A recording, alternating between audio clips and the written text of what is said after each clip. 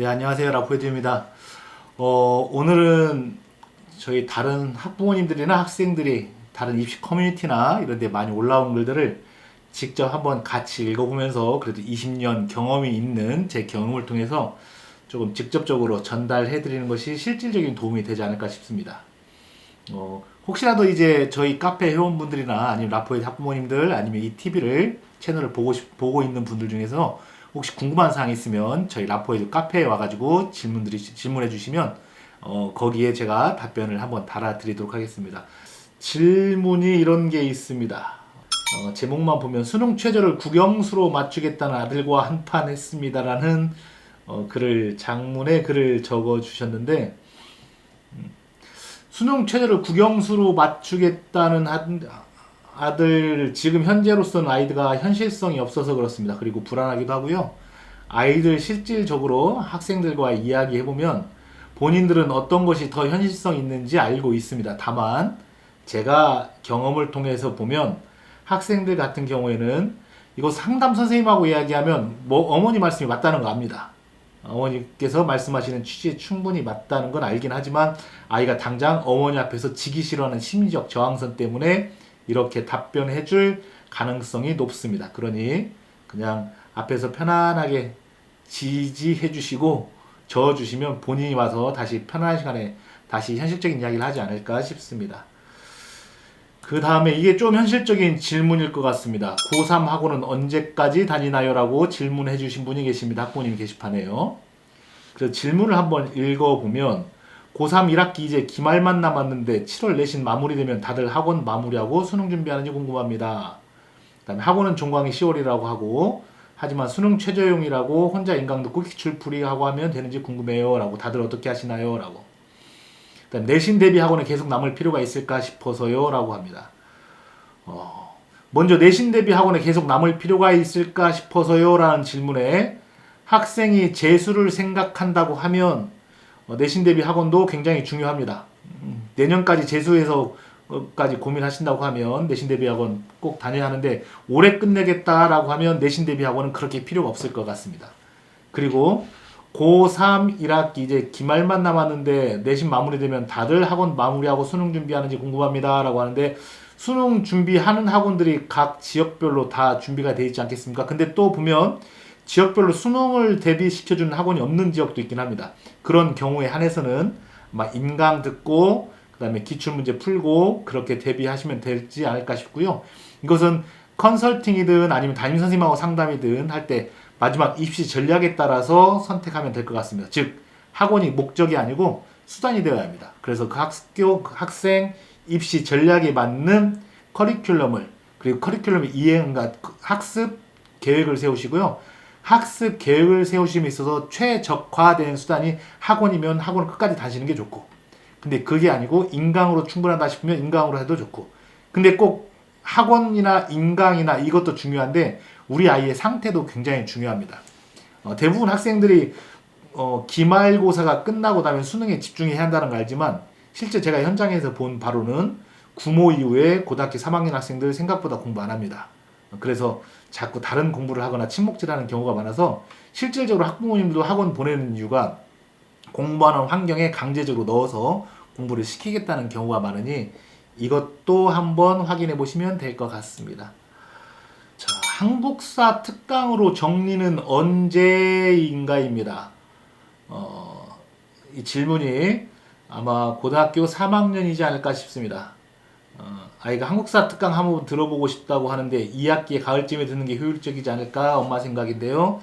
한국사 4등급까지는 받긴 한데 한국사 하실 시간까지도 없을 것 같은데 특강 수업에서 정리를 한번 하게 하면 언제가 좋을까요? 라고 하는데 어머니 의견이 맞습니다. 왜냐하면 한국사 시험 범위가 대부분 근현대사 위주로 되어 있고요. 근현대사만 맞으면 4등급 받는 데는 거의 지장이 없습니다. 근데 이 한국사 시험이라는 것이 결국 그래서 우리가 한국사를 학문적으로 접근할 것이냐 아니면 수험적으로 접근할 것이냐의 문제인데 어머니께서 아마 말씀하신 것은 한국사를 수험적으로 접근함에 있어서 언제가 가장 효율적이고 효과적일까 싶은데 이것은 시험에 임박할수록 기억에 가장 강렬하게 남은 그 시기가 가장 좋습니다. 실질적으로 특강을 듣고 정리하는데 가장 뭐 시간을 들인다 한들 이틀이고 대부분 하루 정리하고 하루 정리 암기하고 기출문제 풀다 보면 간단하게 해결할 수 있는 문제니 방심만 하지 않되 꼭 점검은 하되 2학기 가을쯤에 듣는 게 훨씬 더 효과적이고 어머니 생각이 맞을 것 같습니다. 이런 질문이 많이 와 있습니다. 여름방학 고3 정시 파이터인데 그리고 고등학교 1학년 2학년 학생인데 여름방학 기숙학원 추천이요? 라는 질문. 이 질문은 꼭 해결해야 말씀을 드려줘야 할 것 같습니다. 일단 이 질문 객관적인 상황과 객관적인 상황을 우리 아이한테 어떻게 잘 맞춰가야 할지에 대한 현실적인 답변을 드리면 기숙학원은 기본적으로 재수생 위주로 구성되어 있습니다. 즉 재수생 위주로 구성되어 있다는 말은 무슨 말이냐면 재수생이 보통 언제부터 시작합니까? 빠르면 12월 중순 아니면 1월 초부터 보통 조기 선발반이라 시작하고요. 재수정규반은 2월 중순에 시작합니다. 근데 이 기숙학원은 무한 학생을 받을 수 없는 구조가 뭐냐면 침상 구조 때문에 그렇습니다. 그러니까 정원이 침상이 400석이면 400명 이상 받을 수가 없습니다. 왜냐하면 기숙할 수 있는 장소가 없으니까요. 그래서 보통 여름 캠프 기숙학원을 운영하는 학원과 운영하지 못하는 학원은 어떤 것 때문에 그러냐면 침상의 여분이 있느냐 없느냐입니다. 그래서 침상의 여분이 있으면 그 자리를 채워서 수익을 남기고자 하는 구조가 여름방학 기숙학원 캠프입니다. 반대로 또 생각해보면 여름방학 기숙학원 캠프를 운영할 수 없는 학원은 재수생이 다 채워졌다는 이야기지 않습니까? 재수생이 다 채워졌다는 이야기니까 1월달, 2월달, 3월달 더 이상 인터캠프 학생을 받아가지고 할 수 있는 침상수가 없다는 겁니다. 그래서 이걸 정리를 해보면 다시 정리해보면 실질적으로 여름방학 기숙학원을 운영하는 학원은 운영적인 면에 있어서는 안정감이 조금 떨어지긴 합니다. 왜냐하면 아까 초반에 말씀드린 대로 겨울부터 시작해서 재수생을 다 채워서 더 이상 침상수가 자리가 남지 않기 때문에 그렇습니다. 근데 그럼에도 불구하고 여전히 여름방학 기숙학원이 운영함에 있어서 효율적이고 효과적인 학생들은 어떤 학생들이냐면 지금이라도 습관을 잡아보고 싶은 학생들 있지 않습니까?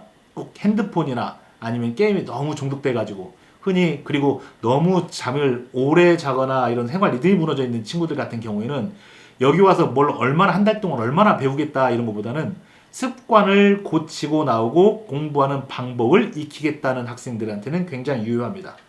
근데 여기서 고등학교 3학년 정시 파이터 이 학생은 목적성을 반드시 가지고 가야 할 것 같습니다. 즉 습관을 가지고 고치고 가겠다라고 하기에는 이 학생들에게는 조금 시간이 다급하기도 하죠. 왜냐하면 지금 고등학교 3학년인데 여름 돼가지고 습관을 고쳐야겠다는 것은 올 수능을 잘 안 보겠다는 것이고 그러면 이 학원에서 여름방학 때 자기 커리큘럼이 본인의 현재 학습 수준과 진행 상태에 맞는 커리큘럼이 있느냐를 살펴보지 않으면 자칫 결과가 좋지 않을 수도 있기 때문에 이 부분은 학생의 학습 상황과 학습 습관에 따라서 좀 면밀하게 검토해 볼 필요가 있다고 생각합니다. 아마 이 분은 기숙 재수학원에 보내신 부모님인 것 같습니다. 기숙형 재수학원에서 현강을 못 따라가요? 옮기는 게 맞을까요? 이론상으로는 옮기는 게 맞습니다. 그런데 현강을 못 따라가는 이유를 아이하고 진지하게 상의해 보셔야 합니다. 즉 학생이 현강을 못 따라가니 현강을 따라갈 수 있는 학원을 가겠다라는 건데 우리가 기본적으로 시험은 절대적으로 우리가 어떤 등급을 원하면 등급에서 요구하는 학습량과 학습 수준이 있습니다. 그러니까 학생 수준에 맞춰서 이해할 수 있는 수준으로 한다고 하면 등급 목표치를 낮춰야 합니다. 그러면 절대적으로 내가 이 등급을 맞춰야 한다고 하면 그 등급을 맞게끔 유지해야 하는 수업 수준이라는 게 있고 영어로 말하면 어휘량이라는 게 있습니다. 근데 이게 단순히 어려워서 현강을 못 따라가니 옮기는 거라고 하면 다른 학원 옮긴다 한들 마음은 편할지 모르지만 실질적으로는 효과면에 있어서는 좋은 효과를 거두기 어렵습니다. 최대한 그 현강을 따라가기 위해서 어떤 공부를 더 보충적으로 더 해야 할까를 고민하는 것이 더 지혜로운 선택이지 않을까 싶습니다. 선택 과목에 대한 질문도 많이 옵니다. 사탐, 과탐 어떤 선택 과목을 해야 할지에 대한 질문인데 이 부분에 대해서도 아마 제일 혼란스러워할 것 같습니다. 아마 컨설팅이든 아니면 설명회 현장에 가보면 하나 확실하게 조금 잘 알아두셔야 할 게 어떤 거냐면, 컨설팅 하시는 분들 중에 실질적으로 학습 지도까지 하실 수 있는 분은 그렇게 많지가 않습니다. 그러니까 학습 지도를 직접 해본 경험이 없거나 아니면 학습 지도까지는 잘 모르시고 통계적으로만 이렇게 분석하시는 분들의 한계는 어떤 거냐면, 학생들이 이 과목에서 어떤 학생들이 이 과목에서 어떠한 어려움을 겪고 어떻게 시행착오를 겪고 어떻게 이걸 극복해 나가는지는 없고, 아마 컨설팅 하는 분들도 컨설팅 현장에서 만났던 학생들의 이야기를 총합한 경험적 이야기만 해주실 것 같습니다. 그래서 어떤 분들은 전년도에는 어떤 과목이 어려웠으니 이번에는 뭐가 쉬울 거다. 전년도에는 뭐가 어떻으니 표준 점수가 가장 난이도가 어려웠으니 올해는 쉬울 거다. 그렇게 추측성 기사를 하는데요. 하나 명확히 할 게 어떤 거냐면, 평가원은 한 번도 탐구 과목에서 난이도를 조정해 성공한 적이 한 번도 없습니다. 즉 올해 수능은 아무도 모릅니다. 전년도에 쉬웠다 해서 올해도 쉬울 바가 없고요. 전년도에 어려웠다 해서 올해도 어려웠다라는 걸 보장할 수가 없습니다. 그냥 이것은 학생이 가장 자신 있어 하고 가장 쉽게 할 수 있는 과목을 조금 더 열심히 하는 수밖에 없습니다. 이게 어쩔 수 없는 제도적 한계에서 우리가 할 수 있는 최선의 선택입니다. 이걸 괜히 수치적으로 통계적으로 추정해서 하는 것은 오히려 가장 어렵습니다. 이게 정말 제가 드리는 말이 조금 의심스럽다면, 최근 한 5개년 탐구 과목 1등급 표준점수 분포표만 비교해보면 바로 확인할 수 있는 문제입니다. 그런데 이제 보통 최근에 봤던 것 중에 한 것은 어떤 설명회에서 어떤 소장님이 하시는 건데, 작년에 난이도를 가지고 올해 어떨 것이다라고 예측한 걸 봤는데 썩 그렇게 옳은 설명은 아니었던 것 같습니다. 그래서 학생이 가장 쉽게 잘하는 과목을 가지고 조금 더 열심히 시키는 것이 가장 좋은 방법입니다. 이 질문도 꼭 해봐야 할 것 같습니다. 이분은 꽤 간절한 것 같은데, 가장 아마 이 설명은 굉장히 많은 논란을 일으킬 수도 있을 것 같습니다. 질문을 그대로 읽어보면, 고3 국어는 어찌해야 하나요? 라고 하는데, 현재 수업 중인데 선생님이 국어 모의고사 기출 풀 때 편차가 너무 크다, 점수 기복이 너무 심하다고 하는데 이거 어떻게 줄이나요? 라고. 일단 하나하나 뜯어보면 이렇습니다. 기출 풀 때 편차가 너무 크다는 말은 기출조차도 아직 분석이 안 된 거고, 기출조차도 분석이 안 됐다 이전에 기출을 풀 수 있는 기본 개념적인 것들이 쌓여있지 않다는 겁니다. 국어 독해 능력이 안 된 거고요. 아마 문학 기출 문제에 대한 기본 개념 지식이 안 돼 있을 겁니다. 기본적인 개념 지식이 안 돼 있을 때 이렇게 큰 편차가 일어납니다. 그래서 이 학생 같은 경우에는 아마 선생님께서도 기출을 통해서 개념적인 것까지 한 번에 해결하려다 보니 이렇게 수업을 하셨을 것 같긴 한데, 조금 더 이 학생을 국어를 가지고 경우의 수에 조금 다를 것 같습니다. 국어를 꼭 반드시 승부를 봐야 하는지 아니면 다른 과목 속에서 균형을 어떻게 맞춰야 하는지의 문제인 것 같습니다. 근데 제가 오랫동안 학생들을 봐오고 지도해보고 한 결과로는 독서량이 부족한 친구들이 짧은 시간에 독서를 극복하기는 매우 힘듭니다. 그나마 가능한 방법이 문학과 선택 과목인 화작이나 언매는 그나마 극복이 조금 쉬우니, 독서에 치중하기보다는 문학이나 선택 과목에 좀 더 집중하시고 그 독서에 드리는 시간을 다른 과목에 균형을 맞추는 데 활용하시는 것이 조금 더 좋은 방법일 것 같습니다. 이 질문도 어머니가 조금 더 간절하신 것 같습니다. 제목부터가 조금 됐습니다. 좀 하는 애들 하루 공부 분량. 좀 하는 애들을 이 기준이 너무 모호해서요. 1등급 받는 애들에게 기준 좀 하는 애들이란 최상위권일 거고, 2등급 받는 학생들에게는 아마 1등급이나 최상위권이 좀 하는 애들일 거고, 4등급, 5등급 아이들한테는 2등급도 3등급도 아마 좀 하는 애들일 텐데, 기본적으로 기초가 좀 부족한데 학원도 안 다니고 매가 인강 듣고 스스로 하겠다고 하는데,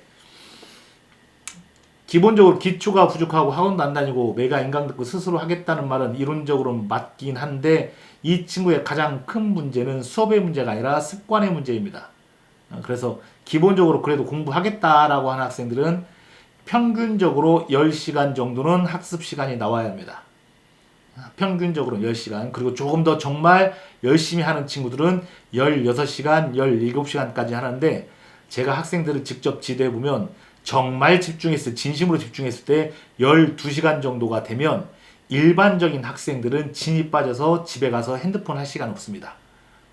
핸드폰 하기보다는 그냥 거의 잠에 쏟는 경우가 많아서 이 친구는 공부 불량이라고 생각하지 마시고 기본적으로 절대적인 앉아있는 그 시간을 확보하시는 것이 조금 더 좋지 않을까 생각됩니다.